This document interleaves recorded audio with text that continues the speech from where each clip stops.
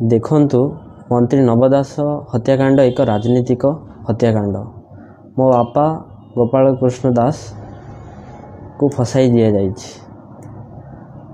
नव दास झील दीपाली दास यार राजनीतिक फायदा उठाउछन्ति। दीपाली दास राजनीतिक भाषण रे निज बापा नव दास को शहीद बोली कहिसन्ति। एणु यह एक राजनीतिक हत्याकांड बोली स्पष्ट हो जाउछि। नव दासंक अनेक शत्रु थिले, तांकर राजनीतिक और व्यावसायिक शत्रुता थिले बोली नव दासंक पत्नी और पुओ विशाल दास पुलिस को 161 बयान देइछन्ते। एई दिगरे तदंत काहेकि करागला नहीं? आमे सीबीआई तदंत दाबी करूछु। सीबीआई तदंत कले प्रकृत सत आउ हत्याकारी और षड्यंत्र धरा पड़िजिवो।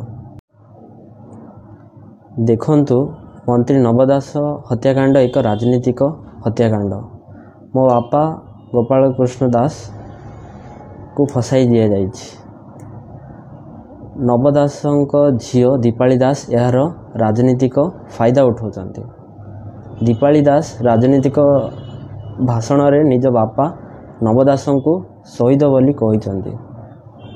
एणु यह एक राजनीतिक हत्याकांड बोली स्पष्ट हो जाउछि।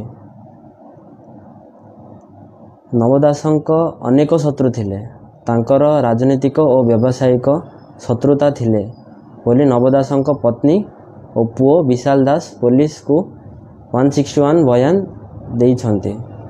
एई दिगरे तदंत काहेकि करागला नहीं? आमे सीबीआई तदंत दाबी करूछु। सीबीआई तदंत कले प्रकृत सत आउ हत्याकारी और षड्यंत्र धरा पड़िजिवो।